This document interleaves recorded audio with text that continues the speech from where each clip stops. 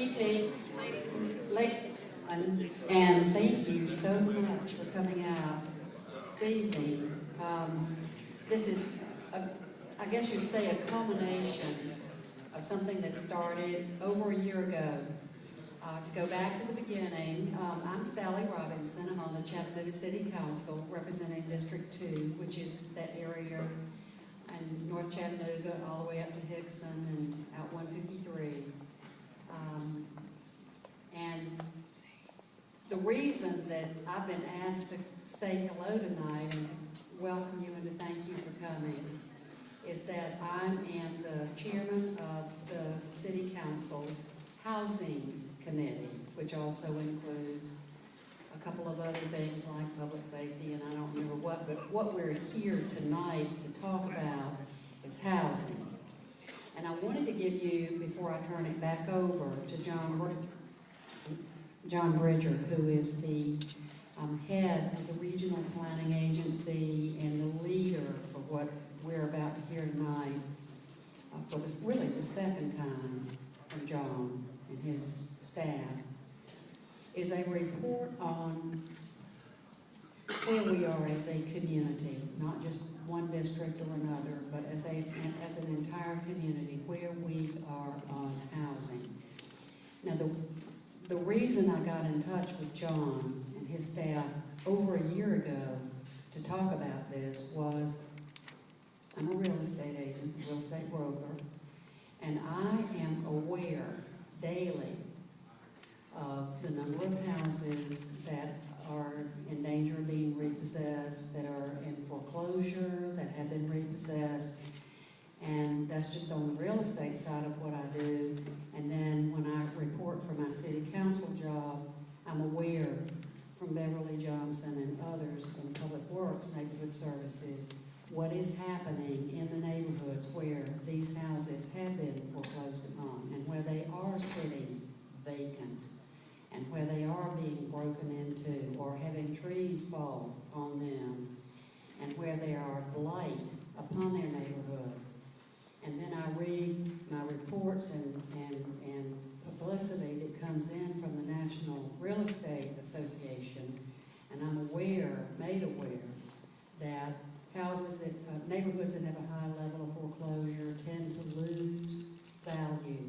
Those stakeholders that are left, that are living there through no fault of their own, because they are current, they're up to date, they're being good neighbors, they're mowing their yards, they're raking their leaves, their housing properties are falling.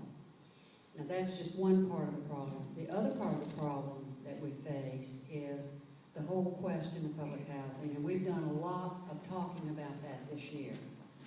And so I want to start out by saying that tonight we have an agenda.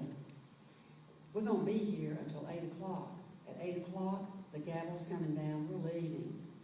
Now, if we will do what John tells us to do and stay on task, you're going to love the last 30 minutes of what he has planned for you, because that's when we're going to hear from you. That's when you're going to be given the right, I guess you'd say, to vote. You either like it or you don't like it. You're going to visit the kiosks around this room. You're going to get to record what you think is important or not. But if we get kind of, like we always do when we have these public meetings, if we're not careful, if we get caught up in rehashing and insisting on, a lot of questions that are really speeches, we're not going to get to that last 30 minutes because we're going to follow the agenda to present you the information that you need and want. And that's going to take the first part of our meeting. The last part of the meeting is when we want to hear from you. So I'm asking you before we start, please save yourselves the time it's going to take for us to hear from you, and that's going to be at the end of the meeting. Please let that happen. John Bridger and I go back a long, long way. He's been in this business for years. His staff has. They're educated in this. This is how they spent their undergraduate years studying what we're talking about tonight. They are going to lead this discussion. They know really what's happening across the nation. They've looked at best practices in other cities and states. And I think he's going to take a few minutes to get us oriented. And then once he does, he's got a great report that, as I said, has been over a year in the making. I'd like to welcome John Bridger. Thank you. Thank you. And it has been a year, I tell you, of listening and learning. And I want to thank the folks, Chattanooga Organized for Action, that had the first discussion where we had a chance to go and share ideas. And I was really encouraged from that meeting, our capacity to work together as a community to solve this common need. So, again, I appreciate you guys for starting that. And I'm hoping, to me, it's a building point on that. Now, as we even get a bigger cross-section of the community to really talk about how we can work together to serve these common problems. Just real quickly, okay, if you are here, and I'm going to try to cover the back. If you are here as a resident, raise your hand. I guess we're all residents in some way. Okay, if you're here and you do something in terms of building housing, raise your hand. Good. If you're here as a public official, raise your hand. All right. Good. I even see some prospective public officials in the back. That's good. Well, I think that's good. Yeah, I see Mr. Freeman in the back. That's important. I think when we have this discussion about housing, you're going to see one thing I learned, and it is complex. I feel like I've gone through another graduate course degree studying in housing. It's a very complex issue, and we need to really think about all the layers that go involved into providing that. So, without further ado, let's get started. Just again, of course, myself, I'm John Bridge, the Executive Director. I do want to acknowledge the staff team that worked on this. They put a lot of hard hours. Ewan Lee, raise your hand in the back. She was the lead for our Department of Research and Analysis Division. She worked along with her staff. If y'all could acknowledge Sue Knapp. Where's Sue at? Okay, she's outside helping out. Tim Moreland and Alita Zeller really put efforts into this. As Sally mentioned, the purpose of the study is really to accomplish three objectives. First, to look at the future and current and future housing demand. What's changing about housing demand in our communities? The second item is to look at the supply side. Where do we have areas that are zoned for housing that we can accommodate the housing needs? And then finally, most importantly, is to create a framework for action. Now, one of the things I'm going to mention that's important with this, we are not trying to get into the nitty-gritty details at this stage, because I think the most important part is getting agreement on the direction we want to go in. There's going to be a lot of work ahead in terms of actually crafting the details. As you know, the devil's in the details. But before we spend 6 months working on the details, we'll make sure that we're all in the right universe together. So that's the purpose of tonight, is make sure that we're all in the right universe together. Okay? So to do that, I'm going to cover, there's going to be basically 2 segments, actually 3 segments to tonight's meeting. The first, we're going to present the study findings on how the housing market is changing. And then I'm going to ask the panel, we're going to introduce them, to come up to give us their feedback on the study findings. Once we've got about 3 questions we've asked the panel, then we're going to invite the audience to ask some questions of the panel. Okay, so we'll probably take a couple questions, 2 or 3 questions from the audience. Once we get through that, then we're going to proceed to the second part, which deals with the draft recommendation. And we have recommendations that cut across 4 areas, which I'll be introducing later. And the same thing, we're going to ask the panel to respond to that, and then we're going to have the audience. The final element is we're going to have stations, as Councilwoman Robinson alluded to, in the back, where we're going to actually have posted the recommendations for each of the 4 areas. And in true Chattanooga fashion, we want your vote. So you're going to have stars. Remember stars from elementary school? Stars, you've been a really good student. So if you like an idea, put a star on it. Say, I like that idea. So you get an opportunity to put a star on that idea. We're also thinking it's red dots, if I'm not mistaken, Ewan. If there's an idea, you know what, I'm concerned about, I'm not sure about that idea, we're going to give you some red dots. We know there's going to be some things you like and some things you don't. And we need to know that. Okay? So does everybody have any questions? That's the flow for tonight. All right, let's jump ahead. First, let's start with the housing, kind of understanding how the housing system works. And I'm going to try to cover 3 key areas. First, the idea that housing is part of a place that supports a lifestyle. I think a lot of times we think about the housing unit, but we forget about that it's in a place, and those places are different, and our lifestyles are different. So we got to understand that. Secondly, we're going to talk about the housing market players. We just got introduced to them here tonight. You all in this audience play a different role in how housing is provided in the city.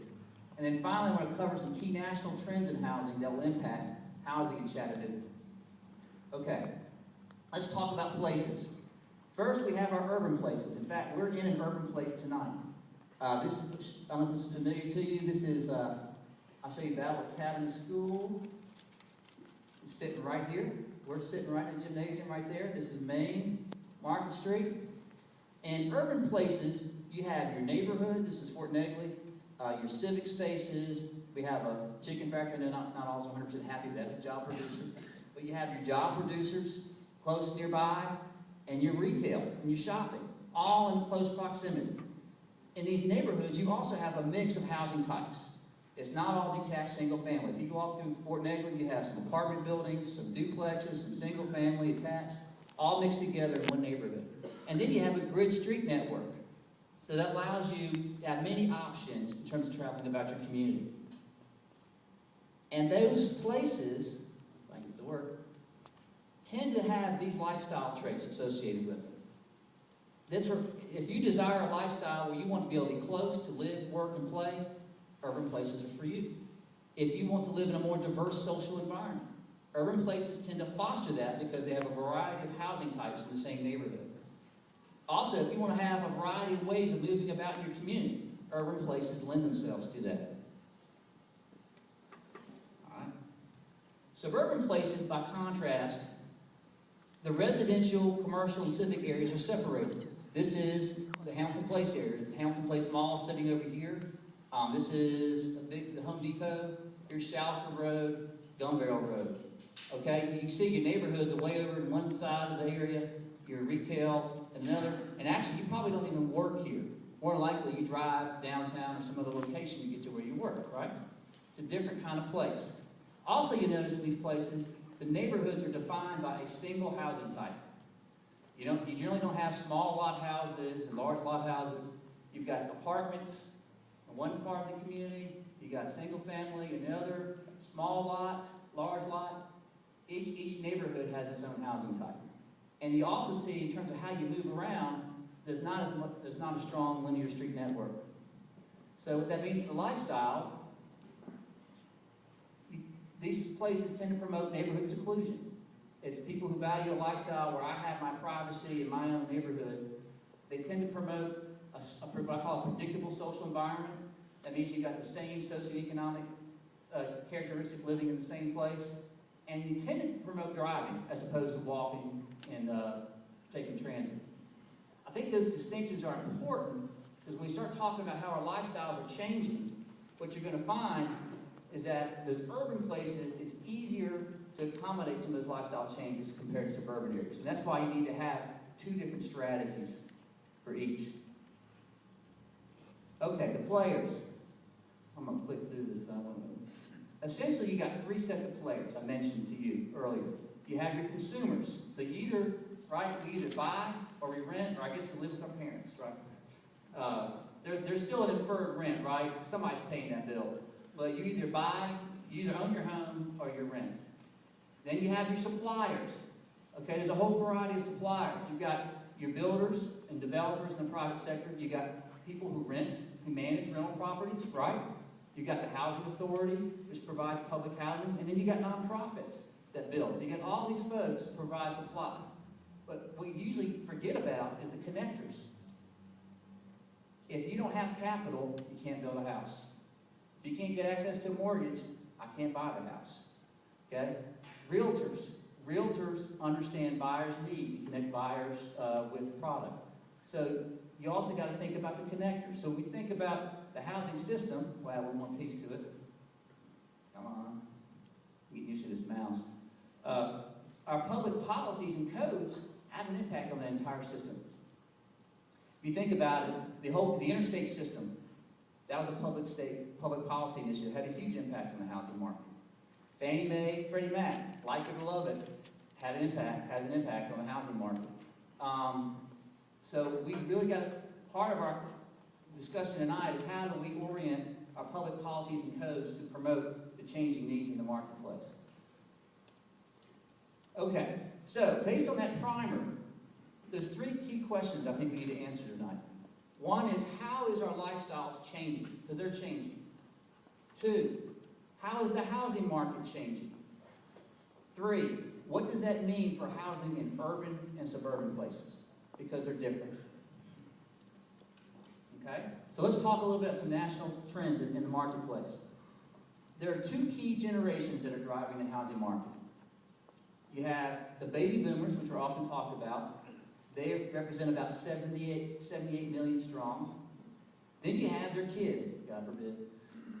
Generation Yers, those crazy tech folks we're going to learn about, that are actually bigger in size than the baby boomers. They're going to have a bigger influence in the housing market. So let's talk about those two groups. Generation Y is the largest generation in U.S. history, about a quarter of our population. It's projected to continue to grow because more immigrants will come from that demographic than any other class as we get more immigration over time. They're more ethnically diverse, more likely to have grown up in a metro area, and they're just starting to form households. In fact, if one thing this recession has done is kind of held them back, right? Because if I can't get a job, I'm staying with mom and dad. Sorry, mom and dad. But they're going to start forming households at an accelerating pace over time. The Urban Land Institute did a survey of this group, particularly the 18 to 32 age group, and found that about 38% currently rent, 36% currently own, and 26% still live with their family. So that whole group, only 30%, a third, currently own a house. Their lifestyles are much different than our older cohorts. 2/3 favor living where they can experience shopping and social gathering places in walking distance to their home. 22% expect to walk, bike, or use transit to where they want to go. And they will be looking for their first home, but it's not like their parents. Based on a study that Robert and Charles Lesser did, this is a study they presented to the ULI, as well as the Home Builders Association International Conference, looked at their housing choice patterns. Here in the middle, you see the current preference in the demographic and the demand. You can see, on the average across the population, 25% prefer attached housing. Generation Y, almost 10% more prefer attached housing. If you look, this is a particularly telling statistic. The average demand preference is about 55% for large lot detached housing, only a third. So what we're saying is that their housing needs are different than the population overall. Baby boomers and seniors are also a growing influence in our community, but they are transitioning to retirement. They're starting to cross that 65-year mark. In fact, by 2050, the 65 and over population is expected to grow by 120%, representing almost 1/5 of our total population. So what does that mean? Well, among all age groups, they have the highest homeownership rate, which kind of makes sense. They save, and they've managed to, most of them, get a home. 80% of them own homes, and most likely they live in the suburbs.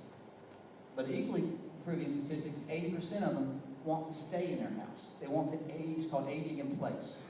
So what that means is, I want to stay in my house, but I'm aging, and therefore my needs are changing. So I've got to figure out how am I going to adapt my house and perhaps my community to meet my needs, right?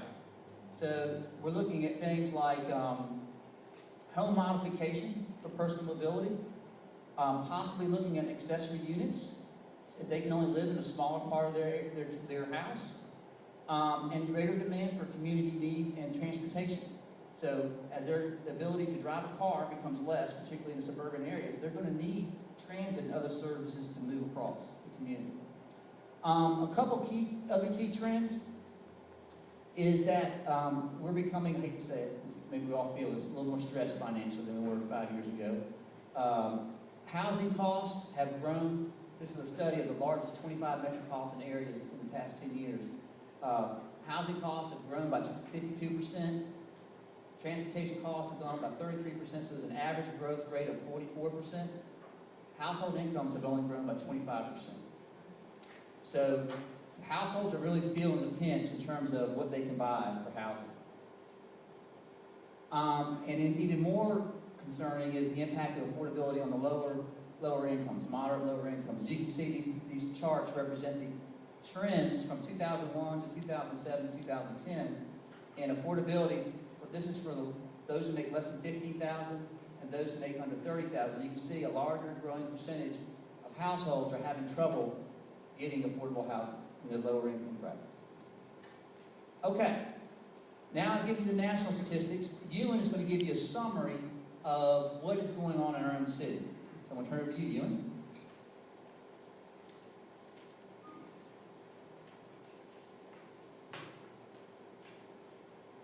Yeah, let's look at what's happening in Chattanooga. For this study, we have been analyzing the census data. We also look at the home sale data, the building permit, and we also did a survey and focus group of the the major players that John talked about, the consumer, the suppliers, and then the public agency that deal with the policy and enforcement, right? The land development offices and then the neighborhood services. In the 1970s, you can see that in the city of Chattanooga, the household size is close to 3 persons per household. But then right now in 2010, we are down to almost close to just 2 persons per household. That means we have a lot more single households, and also we have families with less children or even with no children at all. Let's look at the family structure. It's a major changes in the family structure. In the 1970s, we have almost like 1/4 of the families was a one parent's family. But then look at this year in the 2010, it's almost half of the family, a one parent's family, and 40% of the families are single mother families, and most of the time the single mom's families has less income. That's an indication of the housing demand. And also look at the age group. And then remember John talked about the baby boomers in the 1990s. The major population group is the baby boomers. And we don't really have that many seniors in the city. Look at here in the 2010, the baby boomers get older and also live longer. So we have more seniors in the city. And also the Gen Y, the children, become the largest population group in the city that follow the national trend. So what the demographic change and the implication on our housing market? We have fewer families with children, and then we have the household size is kind of decreasing. That means the demand for the smaller houses increased. And also, when people get older, like when I get older, I don't want to spend time maintaining my house, mowing the lawn. And same with the younger generation. They will have different demands like what John explained. And so we really need to have a different housing type. And also, we all know we have a higher unemployment rate. And also we have an increase of single parents family. A lot of people can afford to buy a house or not even to have trouble to find an affordable rental unit. The MLS data showing the home sale peak in the 2006, right before the recession. The top one showed the single family detached. We have over 4,500 home sales in 2006. But look here in the 2011, we only have a little bit over 3,000. We don't even have, it's much less than in the year 2000. But then we look at the condo and townhouses, they are recovering. It's recovering faster. We sell more the condos and townhouse units. Compared to the 2000, we can see that this is recovering here. Got to sell more units from the condos and the townhouses. It's also, if you look at the share of the housing type, the single family is still the major housing type in the market. But then we can see more demands for the condo and townhouse. It's increased from 3% in 2000 to 8% share in the 2011. Look at the sale price. And this chart told us, like most people already know, it's like we are building more expensive and luxury condos in the city of Chattanooga. In 2000, the condo, both the condos units and then the townhouse units, the price is way below the average housing price. But look at here, the green line is the condos price is over 200,000.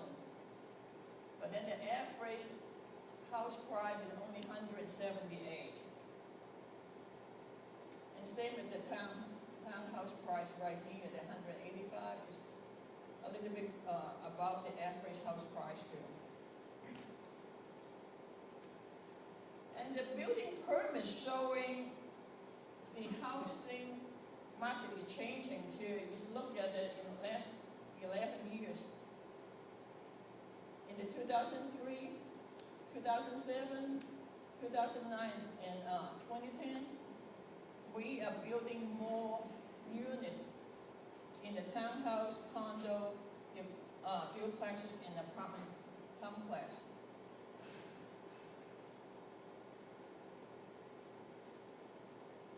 We did a survey of the builders and realtors. We asked them, do you see the demand for the housing type changing? Look at this here. The builders, more than 80% of the builders say they're seeing the demand for the apartment is changing. It's more increasing in the next 5 years. It's a lot more than the realtors. It's only 60% of the realtors saying that. But both of them can see the demand for the condo is kind of flat because you can see they're seeing the supply is pretty sufficient for the demand in the next 5 years. We also asked them what they see their buyers prefer. Over 90% of the builders seeing the buyers that ask for more smaller house. We're not quite sure is that what they can afford or either what they want is have a smaller. I think that will be a combination of that. And also close to 80% of the builders and over half of the realtors seeing buyers ask for more green choice houses. But the majority, they both agree is that the affordable housing is a major issue here in the city. We also asked them what do the amenities they buyers ask for in their neighborhood. We can see more buyers ask for they would like to have more sidewalk and more walk and bike opportunities, and I would like to see park and recreation in the subdivision in the neighborhood. And same as the builder seeing the red is seeing they ask for more and more natural preserve. We asked an open question and say, what's the 3 major amenities the buyers are asked for in their communities?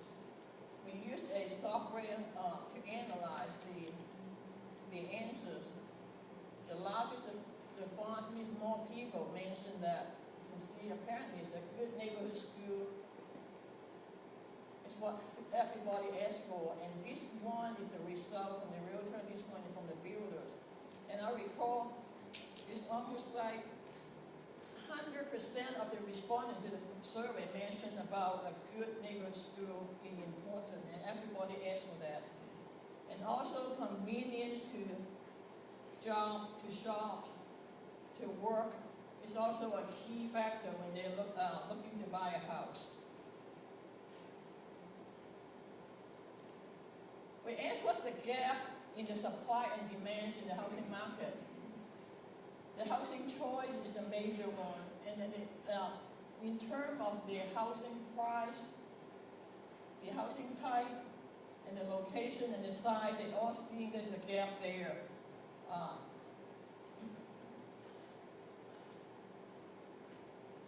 They also mentioned mentioned about the finance.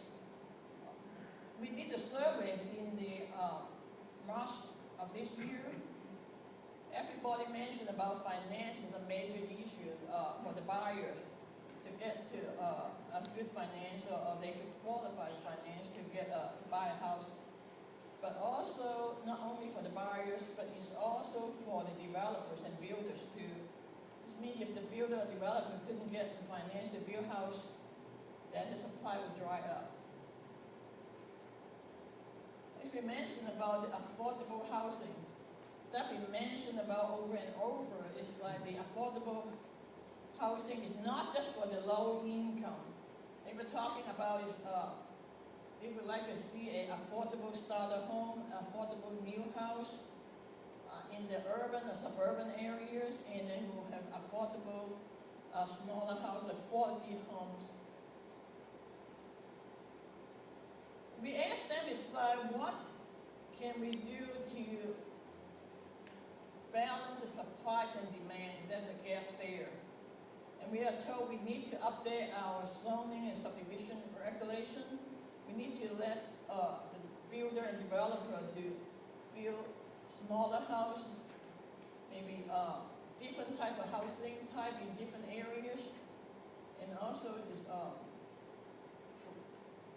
it's like they may even mention about the multi-generational house, like John talked about, saying you need to have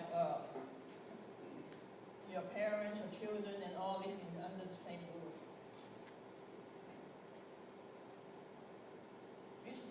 The enforcement is also because seeing is one of the approach to provide affordable housing, because they're seeing is like a lot of low income relies on the rental units, but they also seeing a lot of the rental units is not really in a good condition. And they also mentioned about it's like we need to say not just affordable housing, we need to say affordable and livable housing.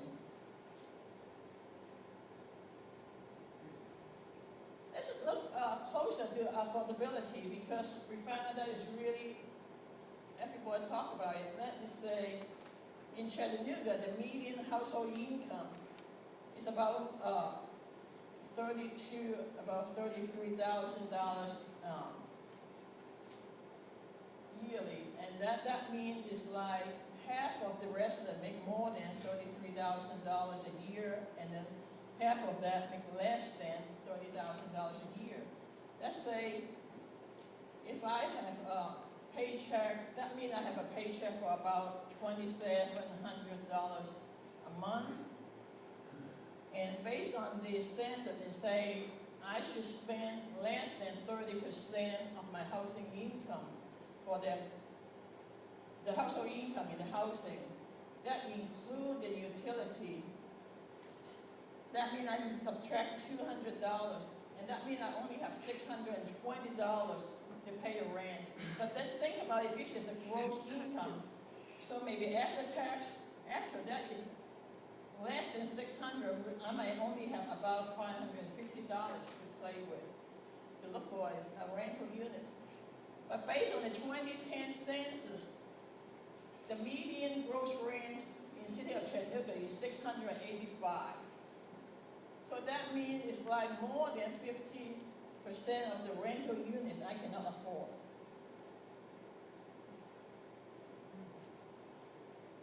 And then if you look at, based on the survey, if I want to get a unit, rental unit, an apartment complex with a swimming pool and some of the amenities, I cannot even afford it. The average of the rent is $732. So actually I have a housing burden for between over a little bit over $100 to $65 a month. And then in city and Chattanooga, we have over 37,000 households with less than $35,000 a year.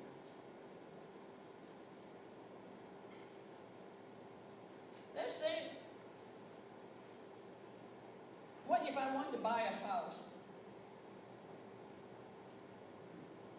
And that with that $2,700 a month, and usually when they apply to the finance, they will say, well, how much debt I have, monthly. Do I have a student loan, a car loan, or whatever? I'm pretty optimistic and say I only have a $500 debt on a credit card, a car loan, or whatever. And then also, maybe I have a saving of $10,000. I can use that for down payments, and I can get a mortgage with a 3.8% interest for 30 years.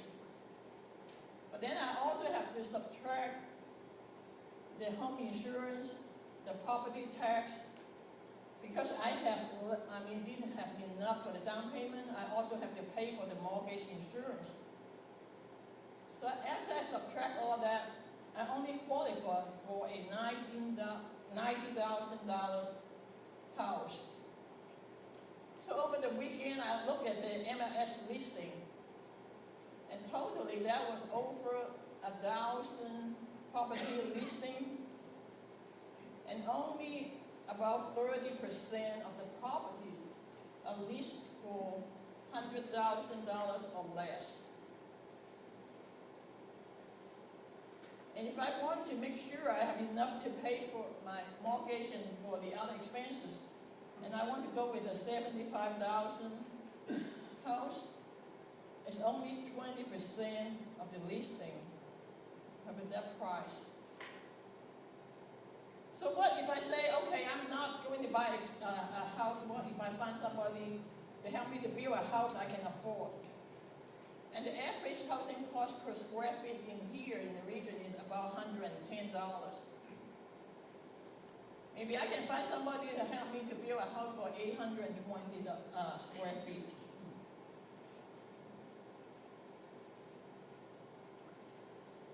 So what's my chance to rent a house, a unit, apartment unit, or own a house?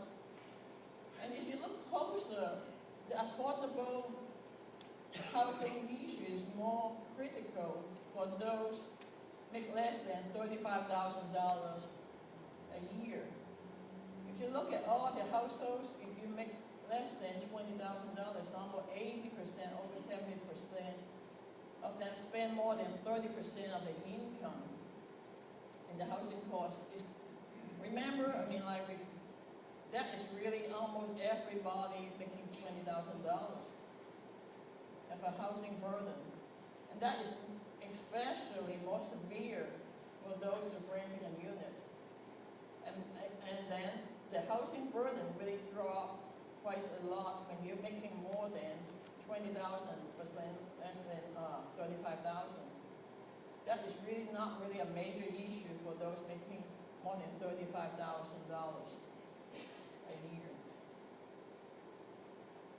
And look at the chances, like the less income you have, the higher chance you will rent a house. Look at this here, that if you make less than over 60% of the household, they make less than $20,000, they rent a house. And then you can keep seeing how they drop all the way. And because making $75,000, the chances like you will rent a house is because you don't really, only 20, over 10% of those will rent a house.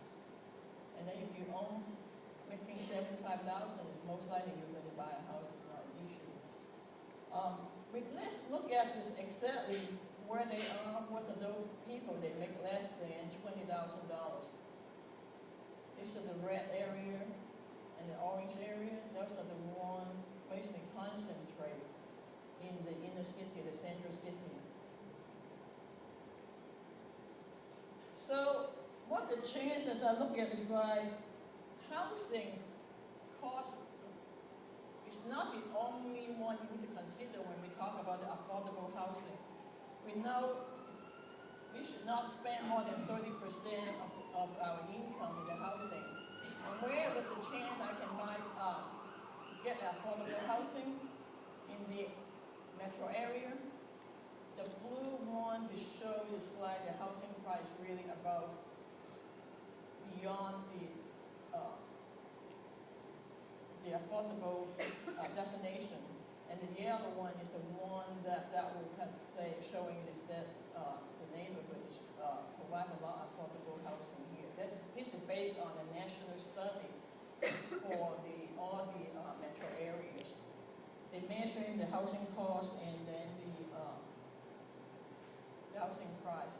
But then they also mentioned about the study saying that we also need to look at the transportation costs, because where you live really going to affect your transportation costs. And they're saying it's like we should not spend more than 50% of our income on the transportation.